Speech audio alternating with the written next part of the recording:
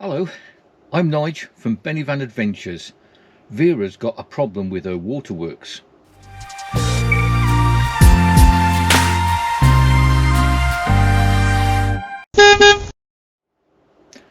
Hi, welcome back to our little channel. Vera's got problems with her fresh water system. We went to go away last weekend, tried to prime the water system, and I couldn't get anything out of the pump. Now I suspect it's down to frost damage.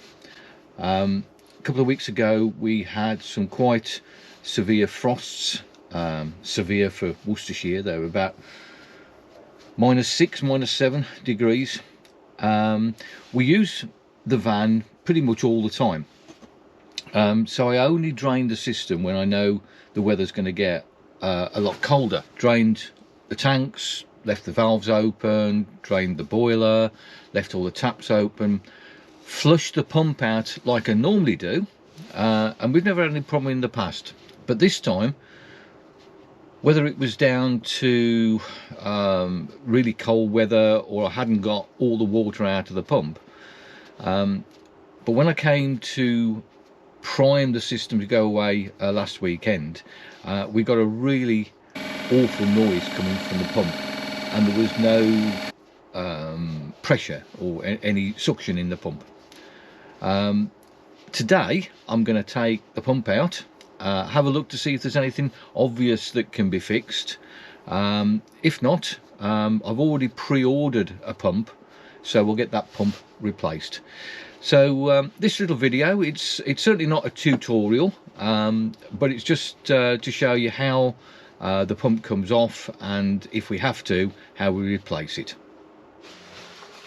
Right, first of all, what I need to do is, because obviously it's a 12-volt pump, I don't want to be messing with the electrics with the power on. Rather than trying to find which fuse operates the water pump, I'm going to turn off the 12-volt supply directly on the Sergeant unit.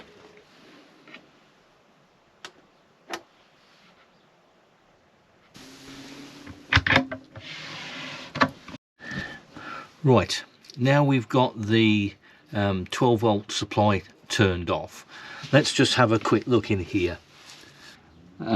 And my reasoning for thinking that there's something wrong with the pump, don't know whether you can actually see, but right underneath the pump there appears to be a damp spot where water has leaked from the pump. I think it is from underneath the pump rather than the connectors, because the connectors are all tight. I mean, there's no, even on the thumb ones, they won't move at all. So let's get the pump out and let's have a look what's wrong with it. Right,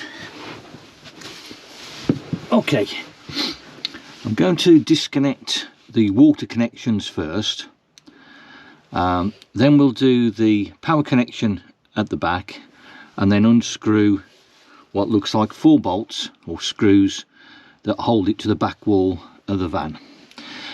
Because I'm going to disconnect the water connections, I am going to put a towel just underneath. There's no, well, I don't think there's any water in the pipes, because obviously it hasn't been pumping, even though there is water in the tank. So first of all, let's do this thumb screw. It says, there we go. This piece here is a filter for the Shurflo pump. They always recommend putting an inline filter in before the pump, obviously to stop any rubbish getting through.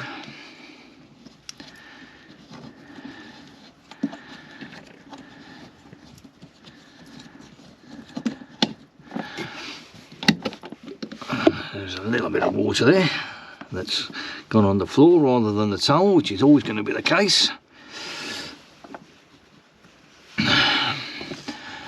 Right, I should think, oh no, that one will come undone too.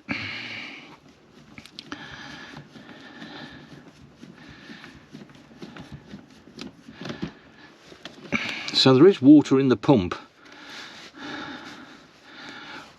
which again makes me think we did have issues with frost damage. The connections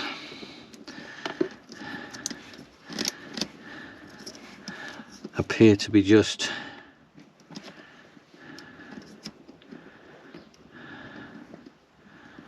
okay. They're only a spade connection, but to make sure we get the right ones round the right way, I'm just going to take a photograph of which connection goes to which wire. Just aids my poor memory.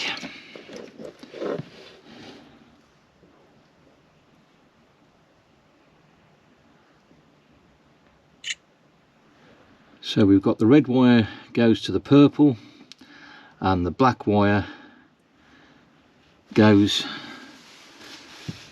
to the orange and white. Okay.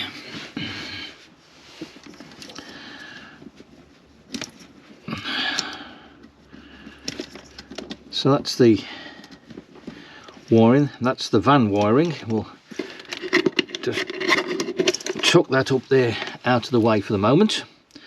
Now all we've got to do is disconnect or unbolt the connections to the back of the van. And finally, the last one, if I can see it.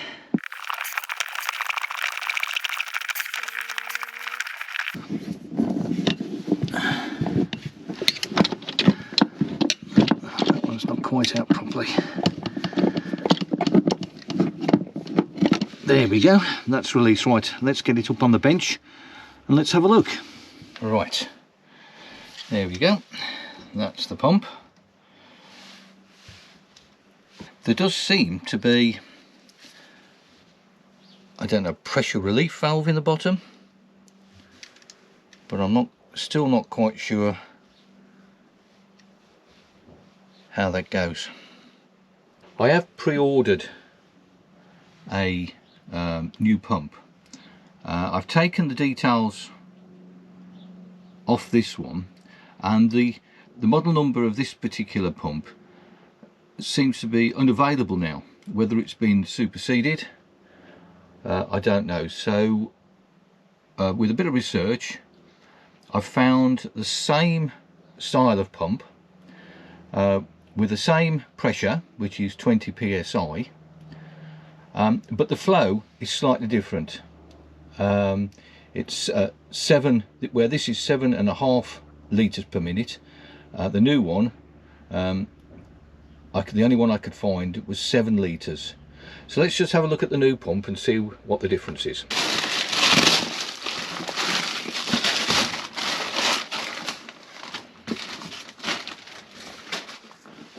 Right, same brand, obviously, and again 20 psi.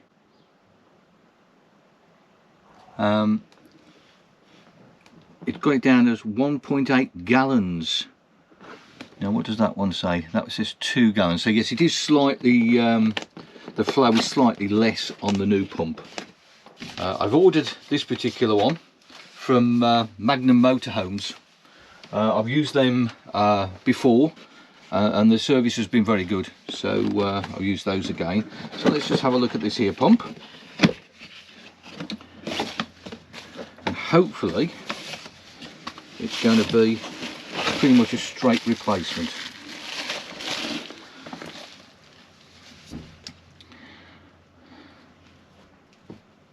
Right, there we go. That's the old pump and that's the new one. The connections appear to be the same, and it looks like the wiring connections have got to have some crimp connectors put on the ends, which okay, that's fine. But yes, it is slightly different. Again, 7.5 litre, sorry, yeah, 7.5 litre per minute flow on that one, and this one's just under 7. So slightly less flow, so hopefully the water will last a little bit longer. Looking at the the mounting bracket. The original one was on a rubberized bracket, and the new one has a metal bracket but with rubber grommets. Put the two together, the holes don't quite line up, but that really shouldn't be a problem. What I'll probably do is line it up to the bottom. Need to make sure that the water pipes connect properly. Okay.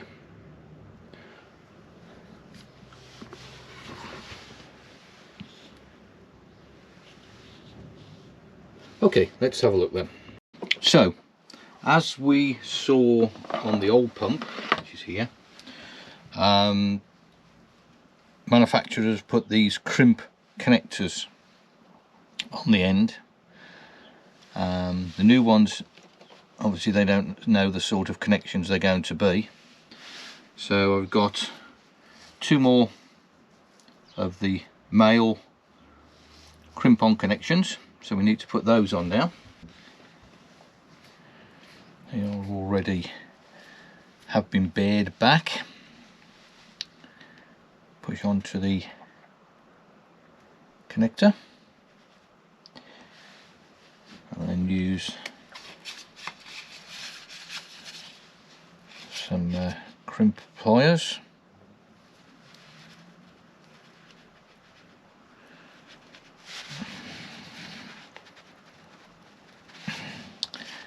Crimp that down. That's solid. The same with the other one. Neat them up. Push them into the end. There we go. Solid again. Right, so now we need to connect the water pipes up in the cupboard. Once they're connected up, we'll connect the wiring back in, and then we'll see if we can get it primed.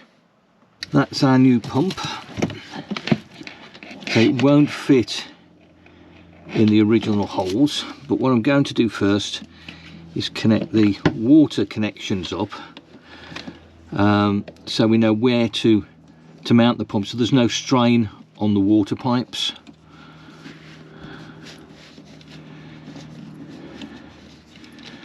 As we said, it's the same make, so all the threads and everything should mount up the same. They do only need to be thumb tight.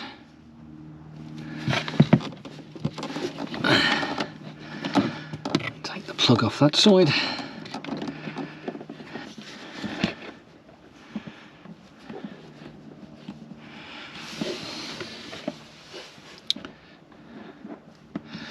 So that looks about right. Let's make sure that the cables are out the way. No strain on the original water connections. That doesn't seem overly tight. Might have to tighten that up a little bit. What we need to do now is put one screw in to hold it in place. We'll connect up the wiring and make sure everything's okay.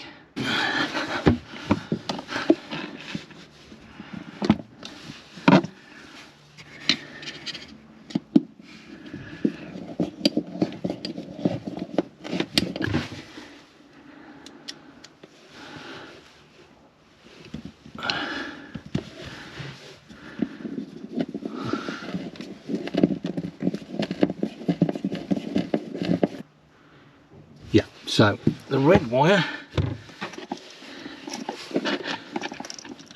goes to the purple connection.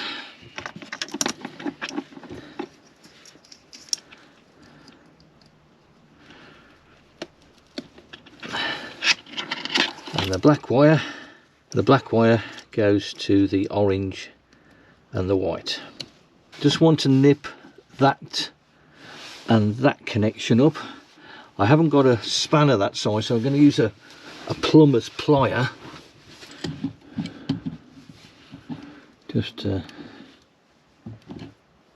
it a little nip up, and And the same with that side, because that seemed a little loose. Again, they don't got to be too tight, because they are only plastic connectors. Thumb one's done. Right, let's put the power back on and see what happens. Back into the cupboard where the Sergeant control is. 12-volt shutdown. There we go, that's got that back working again. Let's go up to the control panel. Right, there we go. And let's put the pump on. Now that sounds a lot better than the old one. Okay, right. That was the pump operating, building up pressure and filling up the hot water tank. Once the hot water tank is full and the system's under pressure, it cuts out. So that bit works okay. All we need to do now is to bleed the taps and make sure that bit works okay. Let's try the kitchen sink. Now they should blow air to start off with while it's pushing through water into the system. So let's see what happens here. We'll start with the cold water. That works fine. And the hot water.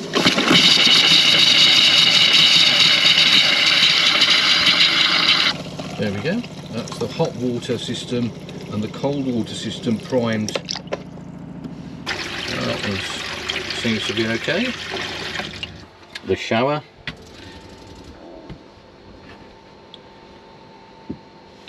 Put in the hot first.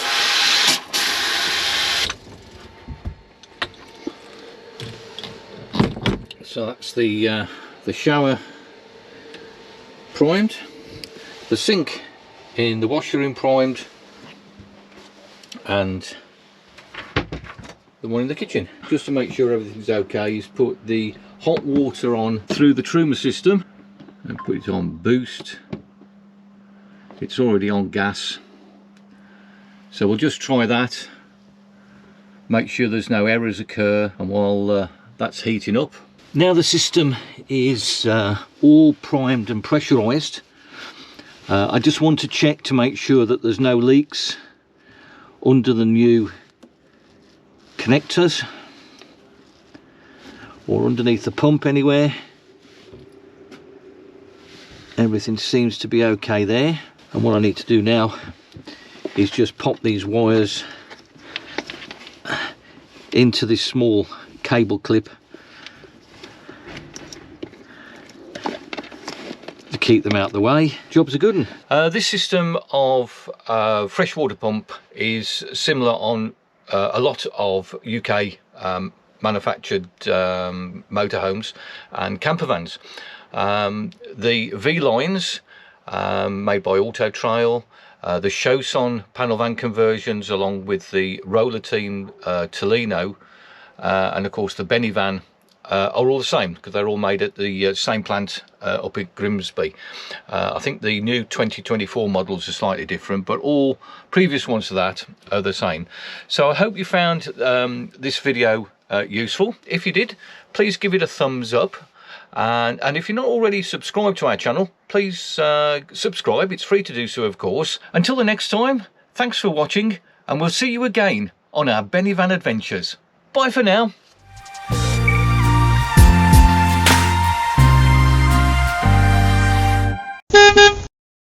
If you liked our video, please consider subscribing, and don't forget to hit that notification bell for our next Benivan adventure. If you would like to follow our travels, we're on Facebook. We're also on Instagram, and you can read about our adventures on Blogger. Thank you for supporting our little channel. Don't forget to subscribe, like and share to help our channel grow.